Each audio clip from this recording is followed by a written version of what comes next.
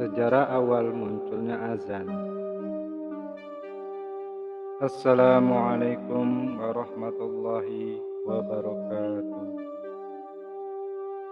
Nabi Muhammad berkeinginan untuk mencari cara dalam memberitahukan waktu sholat. Namun beliau belum juga menemukannya, kata seorang sahabat, Abdullah bin Zaid.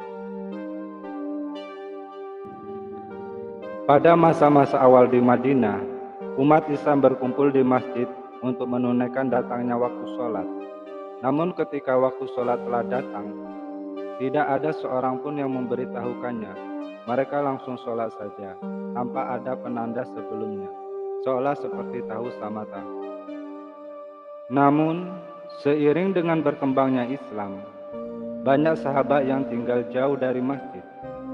Sebagian lainnya memiliki kesibukan yang bertambah, hingga membuat tidak bisa menunggu waktu sholat di masjid. Atas hal itu, beberapa sahabat usul kepada Nabi Muhammad agar membuat tanda sholat, sehingga mereka yang jauh dari masjid atau yang memiliki kesibukan bisa tetap menjalankan sholat tepat. Para sahabat Nabi memiliki usul yang beragam sebagai tanda masuknya waktu sholat. Ada yang mengusulkan agar menggunakan lonceng sebagaimana orang Nasrani. Ada yang menyarankan menggunakan trompet seperti orang Yahudi, dan ada juga merekomendasikan untuk menyalakan api di tempat tinggi sehingga umat Islam yang jauh dari masjid bisa melihatnya. Semua usulan tersebut ditolak ketika kondisi umat Islam buntu seperti itu, dikutip dari Sihah Nabawi atau Ibnu Hisham. Seorang sahabat bernama Abdullah bin Zaid menghadap Nabi Muhammad. Ia menceritakan bahwa dirinya baru saja bermimpi melihat seruan azan pada malam sebelumnya.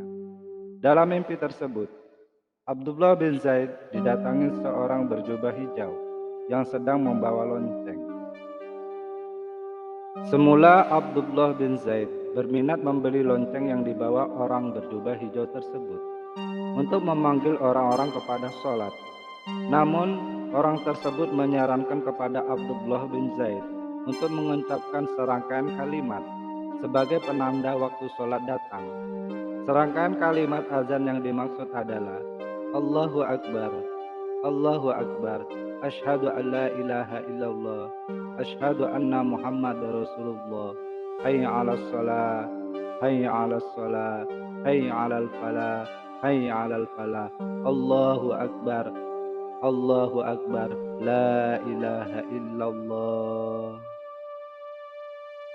Nabi Muhammad kemudian meminta Abdullah untuk mengajari Bilal bin Rabah bagaimana cara melafazkan kalimat-kalimat tersebut.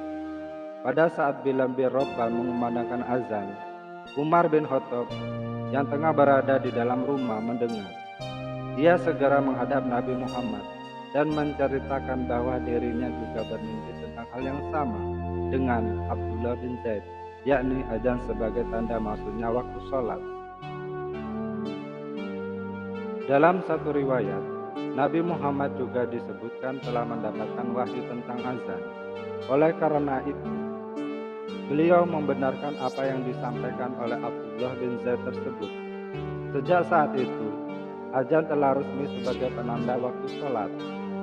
Menurut pendapat yang lebih sahih, azan pertama kali disyariatkan di kota Madinah pada tahun pertama Hijriyah.